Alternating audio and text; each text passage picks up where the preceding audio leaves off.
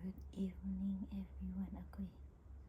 First time ko siya nakita na ganyan yung posisyon niya na daw bata.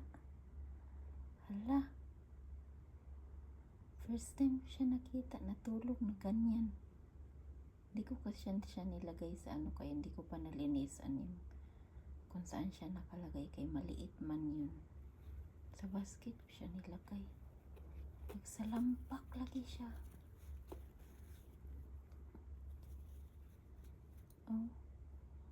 Nakamata kay nagyaw-yaw ang mami. First time ko siya nakita na ganun ang posisyon. Nihigda.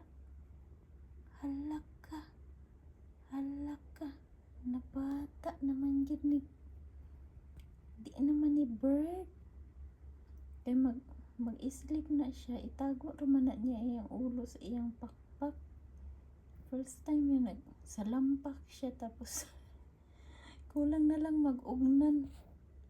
Nahimuan day ka ni mami ugnan. Na ganyan biya siya matulog matindog.